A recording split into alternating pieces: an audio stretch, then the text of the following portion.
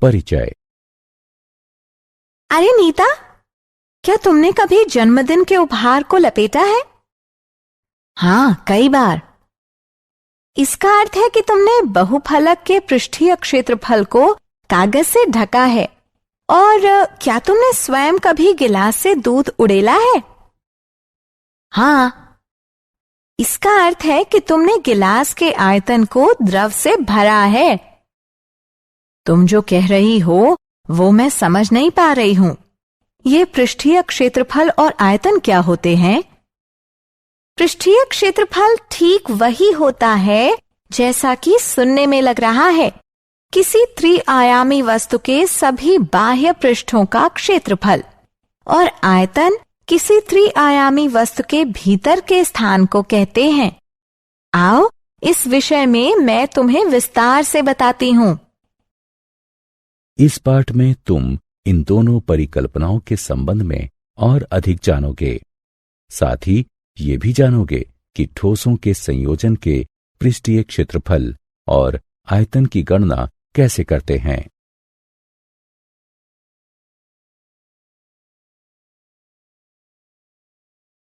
उद्देश्य। इस पाठ के अंत में आप निम्न करने में सक्षम हो जाएंगे। किन्हीं दो आधारभूत ठोसों जैसे घनाभ, शंकु, बेलन, गोला व अर्धगोला के संयोजन से बनी वस्तु का पृष्ठीय क्षेत्रफल निकालना। किन्हीं दो आधारभूत ठोसों के संयोजन से बनी वस्तु का आयतन निकालना। किसी समवृत्ताकार शंकु के छिन्नक को परिभाषित करना। किसी शंकु के छिन्नक का आयतन ज्ञात करना। किसी शंकु के छिन्नक का वक्र पृष्ठीय क्षेत्रफल ज्ञात करना। किसी शंकु के छिन्नक का कुल पृष्ठीय क्षेत्रफल ज्ञात करना।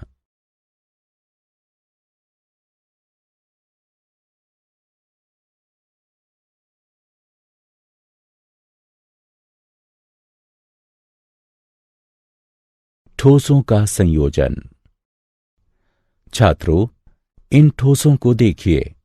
ये ठोस दो या अधिक ठोसों से बने हैं। यहां हम स्पष्ट देख सकते हैं कि सर्कस का तंबू शंकु व बेलन का संयोजन होता है। लट्टू अर्धगोले व शंकु का संयोजन होता है और परखनली अर्धगोले व बेलन का संयोजन होती है। इसी प्रकार अपने दैनिक जीवन में हम ऐसी अनेक वस्तुएं देखते हैं, जैसे खिलौने, वाहन, पात्र, औजार इत्यादि, जो दो या अधिक ठोसों का संयोजन होती हैं।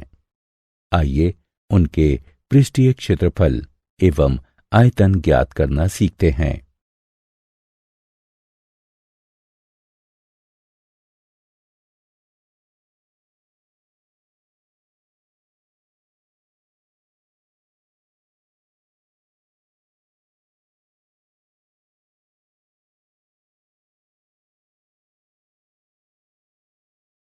ठोसों के संयोजन का पृष्ठीय क्षेत्रफल।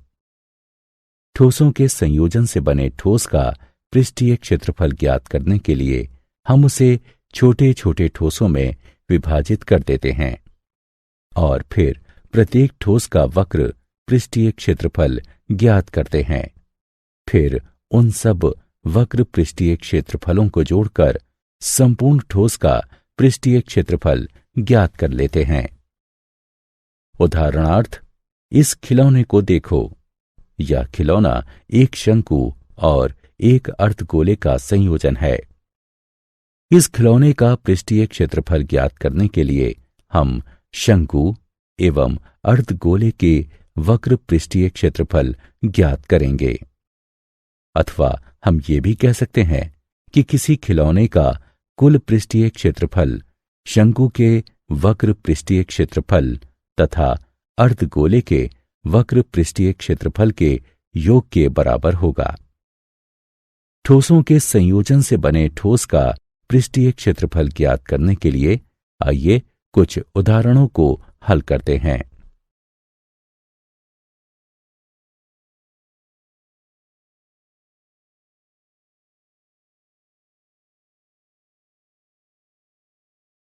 उदाहरण, एक ठोस खिलौना एक समवृत्ताकार शंकु द्वारा आच्छादित अर्धगोले के रूप में है।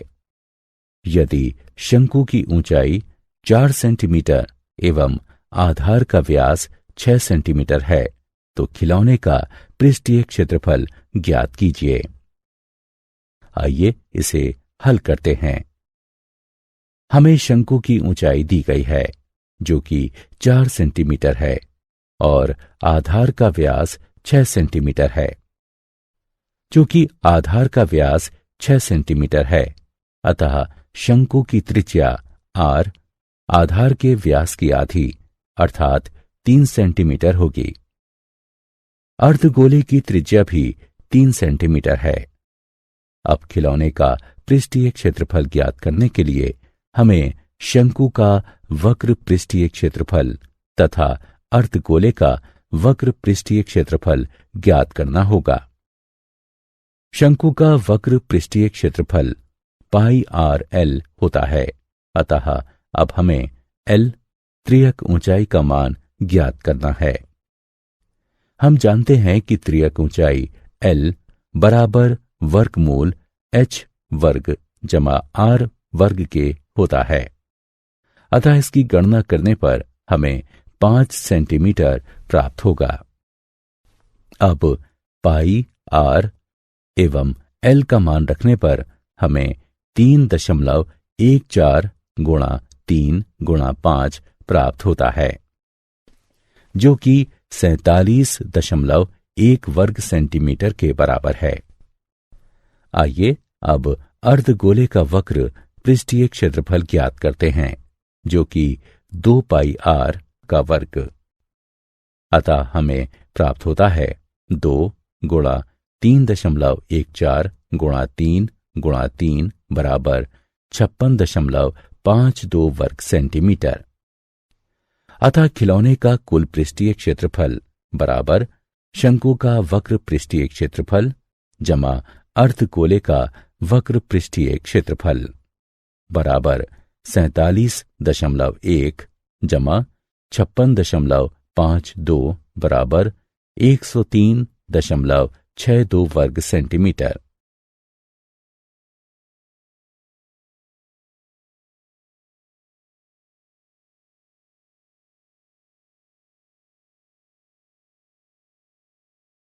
इस आकृति को देखिए।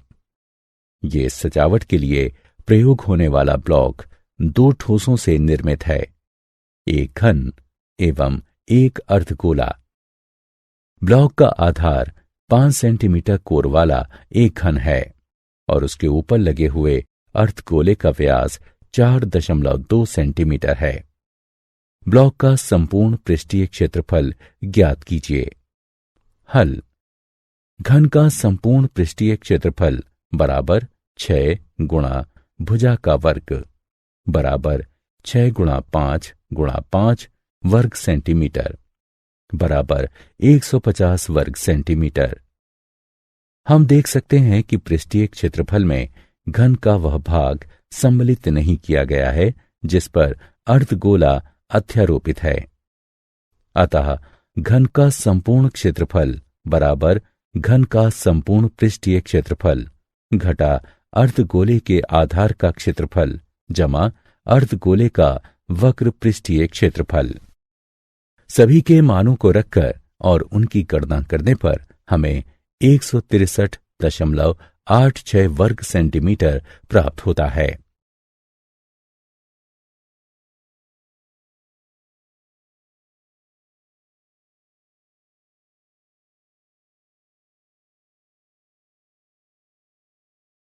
ठोसों के संयोजन का आयतन। जब हम ठोसों के संयोजन पर दृष्टिपात करते हैं तो क्षमता ज्ञात करने की समस्या उत्पन्न होती है।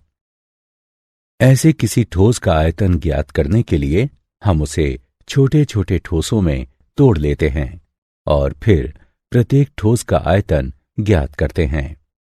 फिर प्राप्त आयतनों का योग करके संपूर्ण ठोस का आयतन ज्ञात कर लेते हैं। इस आइसक्रीम कोन को देखिए। यह एक शंकु एवं एक अर्धगोले का संयोजन है। इसका आयतन ज्ञात करने के लिए हम शंकु एवं अर्धगोले के आयतन ज्ञात करेंगे और फिर उन आयतनों का योग कर देंगे। या फिर हम इसको ऐसे भी लिख सकते हैं कि किसी आइसक्रीम कोन का आयतन शंकु व अर्धगोले के आयतनों के योग के बराबर होता है। इस संबंध में और अधिक समझने के लिए आइए एक उदाहरण हल करते हैं। उदाहरण, एक लौह स्तंभ लंब वृत्ताकार बेलन व लंब वृत्ताकार शंकु का संयोजन है। बेलन व शंकु दोनों ही के आधार की त्रिज्या 8 सेंटीमीटर है। बेलनाकार भाग 240 सेंटीमीटर ऊंचा है तथा शंक्वाकार भाग 36 सेंटीमीटर ऊंचा है। स्तंभ का भार ज्ञात कीजिए। यदि 1 घन सेंटीमीटर लोहे का भार 3.9 ग्राम हो। हल, मान लीजिए R बराबर बेलन की त्रिज्या, शंकु की त्रिज्या, H बराबर बेलन की ऊंचाई, H1 बराबर शंकु की ऊंचाई। हम जानते हैं कि स्तंभ का संपूर्ण आयतन बेलन व शंकु के आयतनों के योग के बराबर होता है। अतः संपूर्ण आयतन बराबर पाई आर का वर्ग H जमा 1/3 पाई आर का वर्ग H1 बराबर पाई आर का वर्ग गुणा H जमा 1/3 H1। इसे हल करने से हमें संपूर्ण आयतन प्राप्त हो जाता है जो कि 50,688 घन सेंटीमीटर है। अब स्तंभ का कुल भार बराबर ठोस का आयतन गुणे भार प्रति घन सेंटीमीटर। यह है 1,97683.2 ग्राम अथवा 197.6832 किलोग्राम होगा। किसी ठोस का एक आकार से दूसरे आकार में रूपांतरण। जब हम तरबूज को फांकों में काटते हैं तब हम किसी ठोस आकार को अन्य ठोस आकारों में रूपांतरित कर रहे होते हैं। फांकों के माप एवं आकार से हटकर एक तथ्य है जो कि सारी प्रक्रिया को भलीभांति व्यक्त करता है। सभी फांकों का संयुक्त आयतन वास्तविक तरबूज के आयतन के ठीक बराबर होता है। जब हम किसी दिए गए आकार के ठोस को किसी अन्य आकार में रूपांतरित करते हैं, पृष्ठीय क्षेत्रफल साधारणतया परिवर्तित हो जाता है, यद्यपि आयतन वही बना रहता है। इसी प्रकार ब्रेड को फांकों में काटे जाने के मामले में हम किसी ठोस आकार को किसी अन्य ठोस आकार में रूपांतरित करते हैं। सभी फांकों का कुल आयतन वास्तविक वस्तु के आयतन के ठीक बराबर होता है।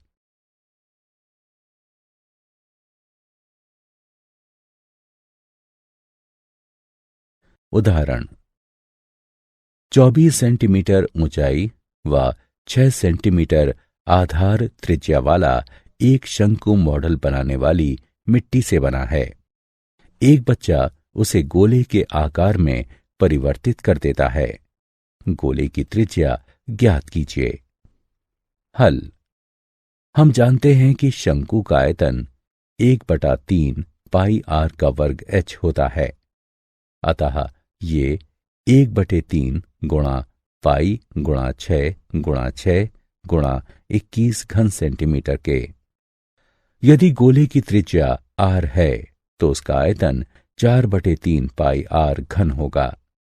क्योंकि शंकु एवं गोले दोनों ही प्रकार के आकारों में मिट्टी का आयतन समान रहता है, हमारे पास 4/3 गुणे पाई गुणा आर का घन बराबर 1/3 गुणे पाई गुणे 6 गुणे 6 गुणे 24 है, जो कि आर का घन बराबर 3 गुणे 3 गुणे 24 बराबर 3 का घन गुणे 2 का घन है। अतः r बराबर 3 गुणा 2 बराबर 6। अतः गोले की त्रिज्या 6 सेंटीमीटर होगी।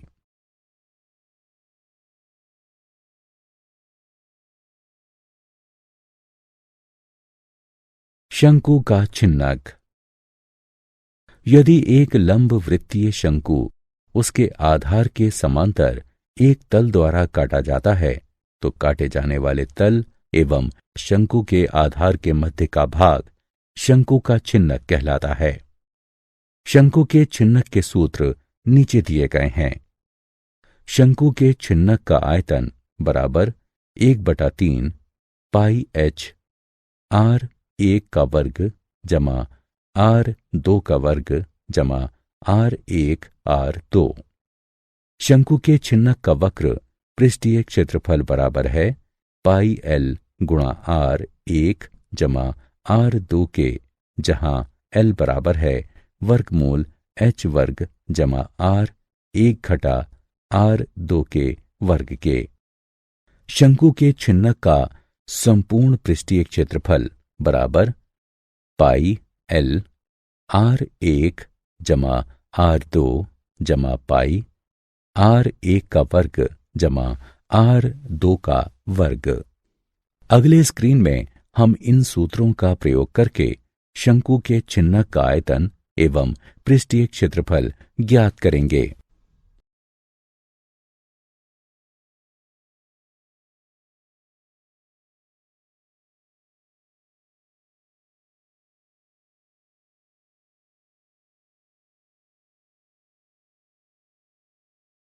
उदाहरण, सामान ले जाने वाली एक बाल्टी लंब वृत्तीय शंकु के छिन्नक के आकार की है, जैसा कि चित्र में दिखाया गया है।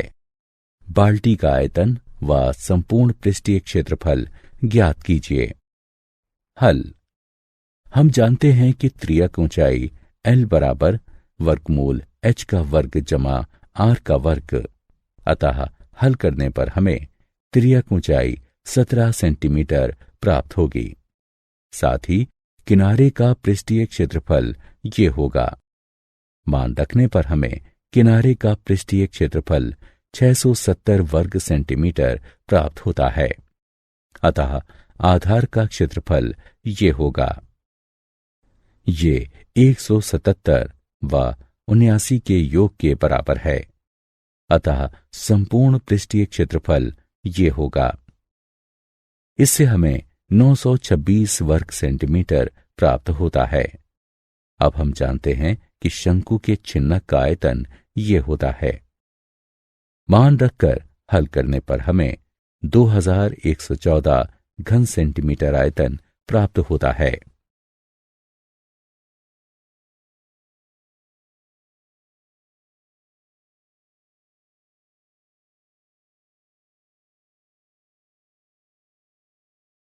क्या आप जानते हैं फ्रस्टम एक लैटिन शब्द है जिसका अर्थ है काटा हुआ टुकड़ा और इसका बहुवचन फ्रस्टा है।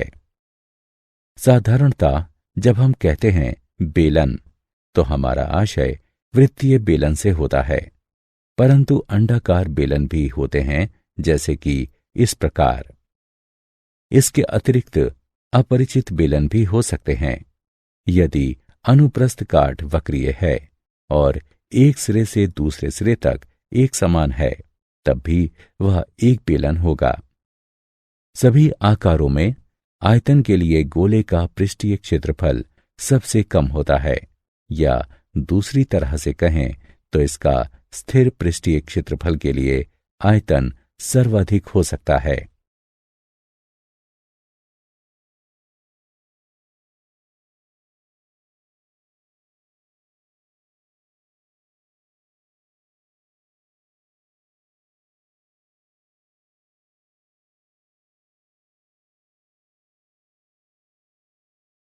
सारांश। आइए हमने जो कुछ सीखा है उसे संक्षेप में दोहराएं। ठोसों के संयोजन से निर्मित ठोस का पृष्ठीय क्षेत्रफल ज्ञात करने के लिए हम उसे छोटे छोटे ठोसों में विभाजित कर देते हैं और फिर प्रत्येक ठोस का वक्र पृष्ठीय क्षेत्रफल ज्ञात करते हैं और फिर उन सब वक्र पृष्ठीय क्षेत्रफलों को जोड़कर संपूर्ण ठोस का पृष्ठीय क्षेत्रफल ज्ञात कर लेते हैं। ठोसों के संयोजन से निर्मित ठोस का आयतन ज्ञात करने के लिए हम उसे छोटे छोटे ठोसों में तोड़ लेते हैं और फिर प्रत्येक ठोस का आयतन ज्ञात करते हैं। फिर प्राप्त आयतनों का योग करके संपूर्ण ठोस का आयतन ज्ञात कर लेते हैं। एक दिया गया लंब वृत्तीय शंकु यदि आधार के समांतर एक तल द्वारा काटा जाता है तो काटे जाने वाले तल एवं शंकु के आधार के मध्य का भाग शंकु का छिन्नक कहलाता है।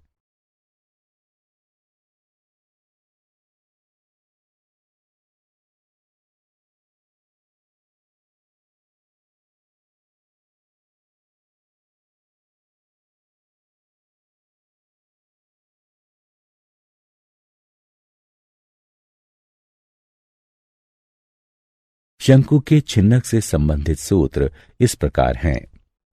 शंकु के छिन्नक का आयतन ये है। शंकु के छिन्नक का वक्र पृष्ठीय क्षेत्रफल ये है।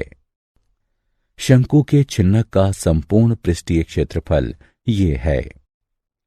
जहां h बराबर छिन्नक की लंबवत ऊंचाई, l बराबर छिन्नक की त्रियक ऊंचाई तथा r1 व r2 छिन्नक के दोनों आधारों यानी सिरों की त्रिज्याएं हैं।